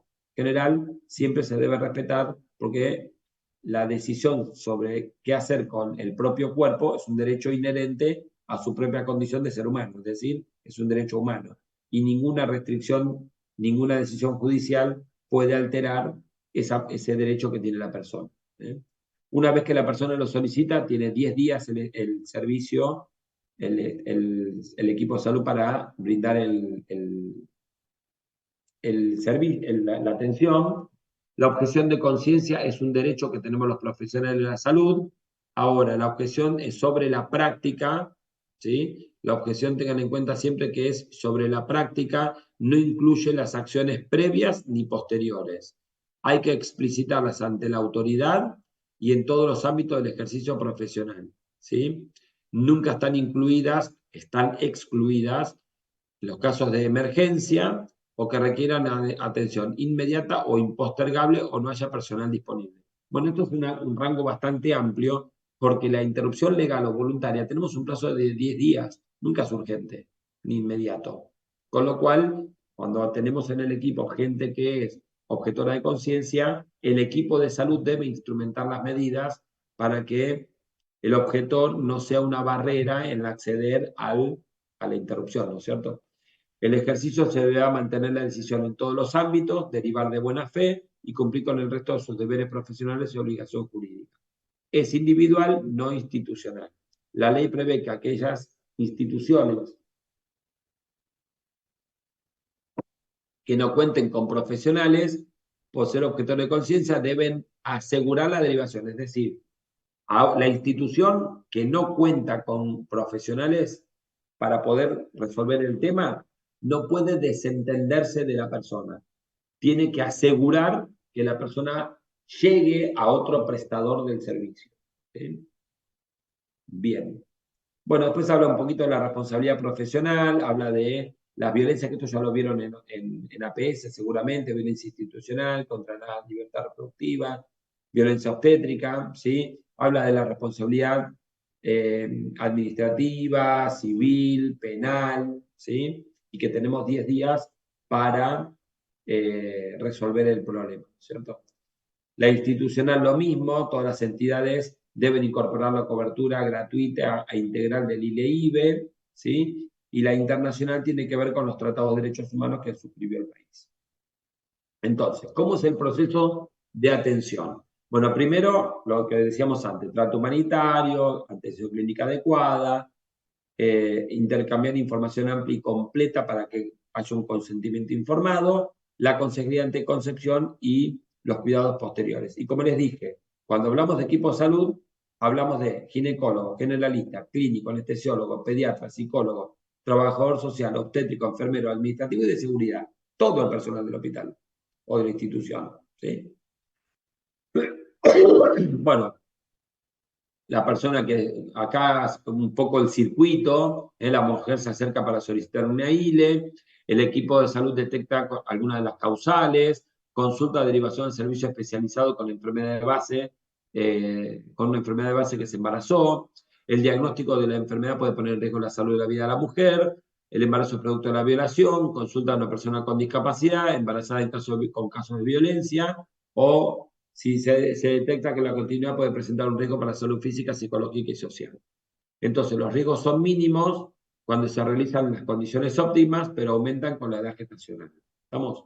Para la mujer, cursar un embarazo encuadrado en las causales representa una vivencia de angustia, sufrimiento, duda, ambivalencia, miedo, fertilidad futura y consecuencias. Si se agrega si se agrega que en la causal salud podría tratarse el embarazo deseado, lo que agrega la dificultad en la toma de decisión. Bueno, la consejería, siempre con la consejería informar los requisitos, el tema de la causal salud, el tema de la posibilidad o no de denunciar, que es un derecho propio de la paciente en el caso de violación. ¿Sí? Recuerden que para los menores de 18 años el delito es de instancia pública, para los de mayores de 18 es de instancia privada. ¿Sí? Ahora, que sea de instancia privada no significa no darle la información a la paciente de la posibilidad de la interrupción, ¿no es cierto? Bien. Es recomendable que la consejería la realice con los profesionales de disciplina biomédica y psicosocial, y según la edad gestacional se deberán respetar los tiempos propios de la persona. ¿Sí? Bueno, la historia clínica, ya dijimos el consentimiento informado y la consejería, la declaración jurada en los casos de violación. Recuerden que los menores de 13 años no requieren declaración jurada porque siempre es violación. Entonces, un poco el algoritmo es: consulta a la embarazada, se busca si hay una causal, se orienta, se hace la consejería, se da la orientación. Si hay alguna causal, consejería en opciones, la paciente puede elegir o no la interrupción. Si no elige la interrupción, control del embarazo, y si no hay causal legal, tiene que ver con la asesoría en salud sexual y reproductiva. Y se elige la interrupción, ahí iniciamos el conteo de los 10 días, se abre la historia clínica, el consentimiento informado, la declaración jurada si es por violación, se hace el examen médico y los estudios complementarios y se pasa al procedimiento de interrupción del embarazo, que puede ser ambulatorio o interno. Bueno, obviamente la historia clínica, la evaluación, la anamnesis, ¿sí? El examen físico, estudios complementarios como el laboratorio. Fíjense, los estudios complementarios no pueden ser un requisito. Si no se pueden realizar, no deben ser un obstáculo. El laboratorio no debe ser un requisito previo. Sí, se puede pedir hematocrito, hemoglobina, grupo, VIH, sífilis, pero no deben ser una barrera. Y la ecografía lo mismo. ¿Sí? En caso de estar disponible, ayuda, pero se debe consultar, en caso de estar disponible, pero si no está disponible, no debe de ser un motivo para la demora. ¿Está claro? Entonces, una vez que cumplimos con todos los pasos, pasamos al procedimiento de interrupción. Por SOR de baja complejidad, se pueden realizar en el primer nivel de atención y en forma ambulatoria. El resto de los niveles deberán estar preparados para entender las complicaciones o aquellas que tengan causales legales. Entonces, una vez que empezamos el procedimiento de interrupción, se evalúa la edad gestacional por clínica, FUM y ECO. ¿Cuándo requiere internación? Hay que preguntarse si tiene comorbilidades, si por la denuncia o eventual necesidad de conservación de las pruebas o por la edad gestacional. Si no requiere internación, vamos a hacer el tratamiento ambulatorio en el primer nivel de atención o en el hospital, y esto generalmente es para el embarazo de menos de 12 semanas. Se puede hacer en forma ambulatoria. Entonces, ¿en qué consiste el tratamiento? Siempre darle analgésicos, darle la medicación, cuáles son las pautas de control, siempre aprovechar la consulta para el método anticonceptivo y citarla para un control posterior al tratamiento. Ahora, si requiere internación, se interna y se indica tratamiento. Entre las 12 y las 14 semanas puede ser solo medicamentoso como el ambulatorio o directamente la AMEU, pero eso es preferencia de la mujer. Ahora, si es de más de 15 semanas, tenemos que ir sí o sí al tratamiento medicamentoso. Entonces, fíjense que recién acá, en los mayores de 12 semanas, aparece la isoinmunización de la RH y la vacuna antitetánica, la analgesia, anticonceptivos, la medicación para ILE, en el caso de la AMEU directamente hacer la aspiración, y en el caso de más de 15 semanas le colocamos la medicación y haremos el AMEU según requerimiento, es decir, según cómo haya concluido la expulsión del embarazo. ¿Sí? Fíjense que en ningún lugar le pone un límite máximo a la interrupción. Estamos hablando más de 15. Doc, Sí. una pregunta. En la guía me quedó una duda con el tema de la medicación, porque hablaba de misoprostol y después hablaba de la MIF, de otra medicación que no estaba disponible. Mifepristona. Ajá, que no estaba disponible mucho en Argentina. Sí que está. ¿Cómo? Sí que está. Ah, pero no sé si leí mal entonces en la guía, como que no se usaba tanto. No. Ah, bien, bien, bien. Esta guía dice que sí y está disponible. A ver. La guía que vos debés haber leído es una guía vieja, anterior a esta. Esta es del 2022. Sí, la actualización 2022. Bueno, ahí me fijo bien, Hay gracias. mifepristona, Bueno, Nosotros la usamos en el hospital. La provee el Estado en forma gratuita. Yo tengo una consulta, es sobre la inmunización RH. eh, no sé si vi mal o algo, pero parece que vi una pregunta que decía que se podría dar desde Es los 9 vieja, semanas. es vieja, Ok, entonces es desde las 12 en adelante 12 siempre. semanas. Esta Ok, guía dice a partir de las 12 semanas. ok, gracias. De nada. Doc, la vacunación, ¿qué corresponden? Antitetánica. Si corresponde, si no tiene la... Acá lo dice más adelante, vacunación e inmunización. Se recomienda la vacunación antitetánica si la mujer no fue vacunada en los últimos 10 años. Es decir, si corresponde, como el esquema de vacunación antitetánica tradicional, le voy a dar el refuerzo. Si lo tiene hecho en el último año el refuerzo, no le voy a, último año, 2, 3, 4 años, no le voy a dar nada. En embarazo de menos, ¿estamos? Perfecto, gracias. De nada. En embarazo de menos de 12 semanas, el riesgo de inmunización es bajo, por eso no requiere, ¿sí? No deben ser requisitos previos. Y la sugerencia es administrar anti-RH del día del inicio en personas gestantes desde la semana 12 y antes de las 72 horas posteriores al procedimiento. Es decir, hoy empezó el procedimiento, hoy, hasta dentro de 72 horas, tengo para darle la inmunoglobulina anti-RH. Respecto a la evacuación, para menos de 14 semanas se puede indicar mifepristona, misoprostol o misoprostol solo, y también alternativa al procedimiento instrumental que es el AMEU o el legrado, que ya directamente ustedes nunca contesten legrado, a menos que le digan cuál es el no recomendado, ¿sí? Para la semana 14 en adelante, el procedimiento médico es mifepristona, misoprostol o misoprostol solo, y el instrumental dilatación y evacuación uterina, ¿sí? Entonces, respecto al aborto con medicamentos, el tratamiento es misoprostol combinado con mifepristona. Acá explica un poquito qué es cada droga. El misoprostol es un análogo de la prostaglandina que provoca contracciones, maduración cervical y aumento del tono. Tiene una vida media de 6 horas. Y la sensibilidad aumenta con la edad gestacional. Y la mifepristona lo que hace es aumentar la sensibilidad del misoprostol. ¿Por qué? Porque es un inhibidor del receptor, un bloqueante del receptor de la progesterona. Con lo cual el útero lo hace sensible a la acción de las prostaglandinas. Generalmente se indica primero la mifepristona, 24 o 48 horas posteriores el misoprostol. Entonces, ¿cómo manejamos los embarazos hasta la semana 12? Le permite a la mujer hacerlo en forma ambulatoria en el momento más cómodo. ¿Sí? Como se debe hacer, se recomienda el uso de 200 miligramos de mifepristona, 24 o 48 horas posteriores, misoprostol 800 miligramos. Y acá viene un dato importante que fue motivo de pregunta en el examen hace, no sé si fue el año pasado o el anterior. No hay una directriz respecto de la cantidad de dosis de misoprostol necesaria para alcanzar la efectividad del procedimiento.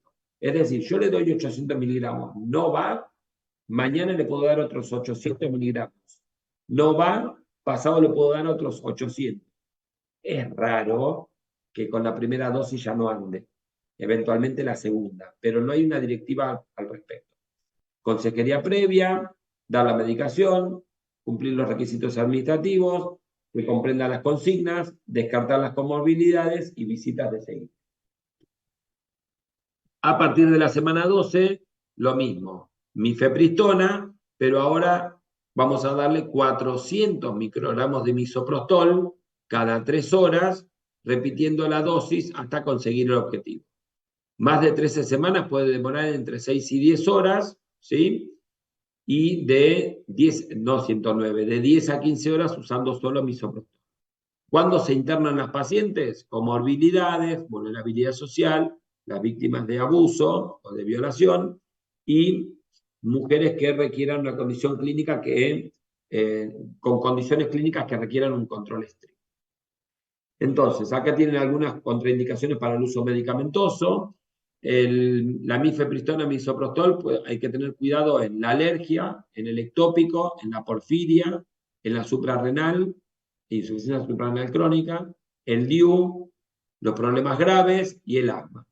Y el misoprostol solo es el ectópico, perdón, la alergia, el ectópico, el DIU y los problemas graves. Contraindicaciones y precauciones. La vía de administración de las drogas puede ser oral, sublingual o vaginal. La bucal ha demostrado ser la más efectiva. El tiempo para el resultado, la tasa de aborto es entre el 72 y el 91% en las primeras 24 horas, y a medida que va pasando el tiempo, la efectividad es mayor. La mayoría de las expulsiones ocurren en las primeras 24 horas, pero puede haber alguna persona que requiera hasta 48 y 72. ¿Sí? El régimen combinado con mifepristona, 90% de expulsión en las primeras 24 horas, con un promedio de 6 a 10 horas. Y no requieren profilaxis antibiótica. ¿Sí? Algunas recomendaciones para la mujer es tener en cuenta cuando lo hacemos en forma ambulatoria, tenemos que explicarle que puede haber sangrado, que puede estar hasta 10 días, ¿sí? Que los dolores van a aparecer a la hora y pueden tomar analgésicos, puede haber diarrea, náuseas y vómitos, también puede haber algo de fiebre que sea con AINES. Otras pautas o signos de alarma son la fiebre después del día del tratamiento. El primer día puede haber febrícula, pero ya después hay que consultar. Dolor que no cede con los analgésicos, el sangrado importante, el abundante repentino y el continuo. En casos de tratamiento ambulatorio se recomienda control 7-14 días posteriores. En caso de constatar un aborto incompleto, se podrá repetir el tratamiento medicamentoso o una evacuación instrumental, ¿sí? Y en embarazos mayores de 12 semanas, luego del tratamiento medicamentoso, si se constata un aborto incompleto, hay que hacer la evacuación uterina instrumental, AMEU. Bien. ¿Qué otros usos tiene el misoprostol? Tratamiento del aborto incompleto, del aborto retenido y de la muerte fetal intraútero. Del aborto incompleto, yo les puse una referencia. ¿Cuál es el aborto incompleto? El enunciado del Choice va a decir que tiene expulsión parcial, hemorragia, puede haber dolor, cuello dilatado, el útero reducido de tamaño, ¿sí? Y puede ser para menos de 13 semanas misoprostol, dosis única o 400 oral perdón, 600 oral o 400 sublingual, más de 13, 400 cada 3 horas. El aborto retenido es el bebé, el embarazo, perdón, que el embrión no tiene latidos o no se produjo el embrión, entonces hay una regresión de los síntomas de embarazo, ¿sí? Y la ecografía que dice que no hay embrión o latidos embrionarios. Entonces, hasta la semana 14, misoprostol 800 miligramos, que puede ir acompañado de mifepristona 1 o 2 días previos, ¿sí?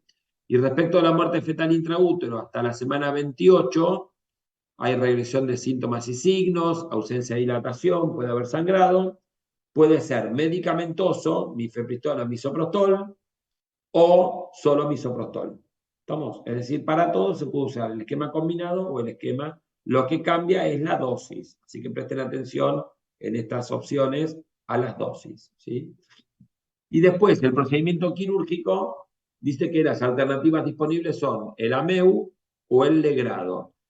El AMEU es el de elección, hay que explicar en qué consiste y tiene un 98% de aborto completo y complicaciones graves menores al 1%. ¿Sí? Teniendo en cuenta todo esto, se darán cuenta que nunca tendrían que contestar un legrado en el choice. La única opción de contestar legrado es que les pregunten cuál es el procedimiento contraindicado o que no se indica, porque prácticamente el AMEU es el tratamiento de elección, ¿sí? La profilaxis antibiótica, como esto va a ser un procedimiento quirúrgico, disminuye el riesgo de infecciones posteriores, ¿sí? Si hay signos de infección, se debe iniciar el tratamiento antibiótico. Los esquemas pueden ser con doxi, acitro o metro. Puede requerir preparación cervical a cualquier edad gestacional, pero en particular de más de 12-14 semanas. Antes de la semana 12, el misoprostol, la mifepristona antes, o misoprostol. Para abortos entre la semana 12 y 19, solo medicación o dilatador osmótico más medicación, que no tiene que durar más de 48 horas, y desde la semana 19 el dilatador osmótico. El dilatador osmótico son unas bujías que se colocan en el cuello del útero y lentamente van absorbiendo la humedad del cuello del útero y se empiezan a expandir, a hinchar, ¿sí? Eso va a ir dilatando lentamente el cuello del útero y la dilatación va a provocar la expulsión del embarazo, ¿sí? Bien, y siempre eso siempre tiene que ir acompañado de misoprostol, ¿sí? Una pregunta, entonces, que no me quedó todavía muy claro. ¿De qué depende la elección de la droga? Si dice o misoprostol, o sea, mifepristona, o cuál preferimos de las dos. Que O las la dos. tengas, La disponibilidad nada más. nada más.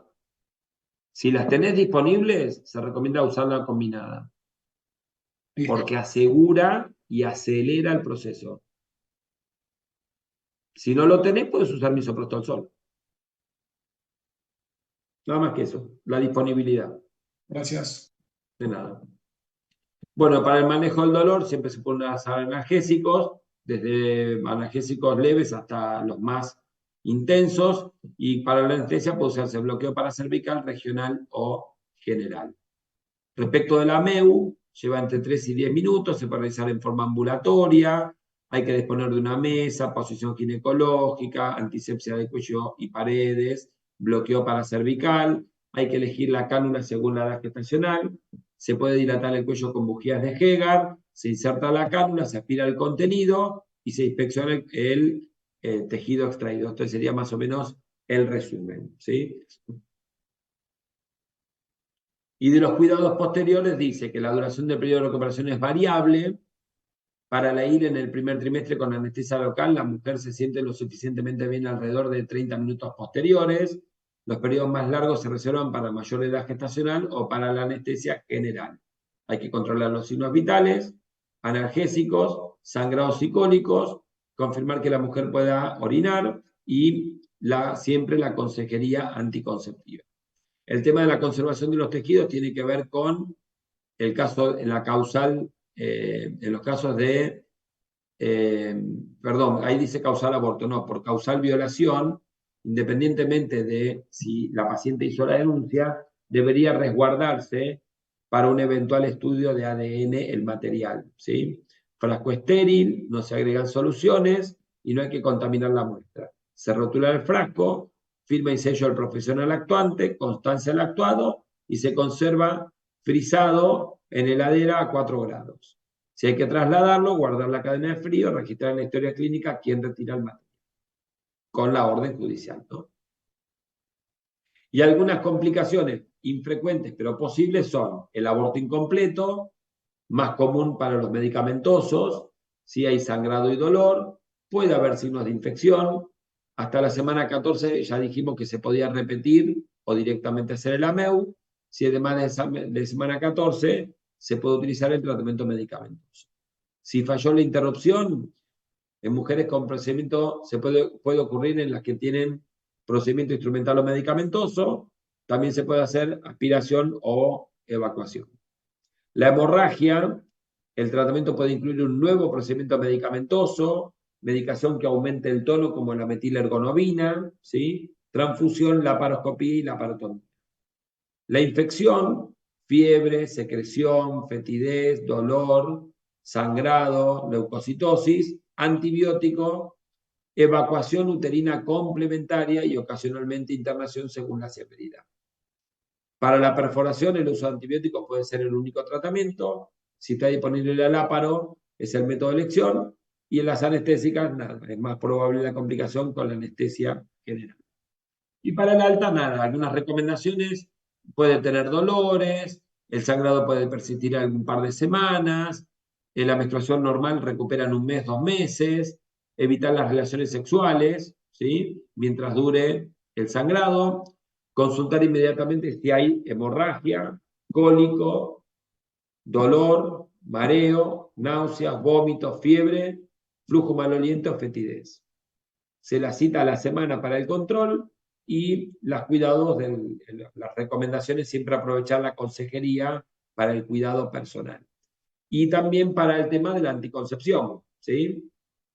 Entonces, hay que evaluar las necesidades individuales, investigar el interés, evaluar los criterios médicos de elegibilidad, informar métodos disponibles, explicar las características y evaluar las barreras. Y los más adecuados, dice, se pueden usar inmediatamente si no hay complicaciones graves, si la mujer hizo la consejería, si el profesional indagó y valoró posibles contraindicaciones, ¿sí? Entonces, fíjense que para la persona que pasó por un aborto no tiene ninguna contraindicación de uso. Lo único sería para el segundo trimestre o posaborto séptico los dispositivos. Que en el segundo trimestre categoría 2 significa que si no tengo ninguno de los de categoría 1, le puedo dar el 2. Y el 4 significa que está contraindicado. En un aborto séptico está contraindicado, ¿sí? Y pautas para el comienzo, el DIU se puede colocar inmediatamente, se contraindica si hay infecciones, hasta que se cure. Los combinados, dice que se pueden iniciar inmediatamente, los anillos no. Los hormonales de solo progesterona se pueden iniciar inmediatamente. La hormonal de emergencia ayuda a evitar embarazos futuros, pero se recomienda ofrecer al alta. Los preservativos sin restricciones, diafragma y capuchón, lo mismo. Se pueden usar inmediatamente después de aborto, si no hay que esperar que el cuello recupere su tamaño normal. Los espermicidas inmediatamente y los quirúrgicos dice que también puede ser inmediatamente, a menos que haya habido complicaciones.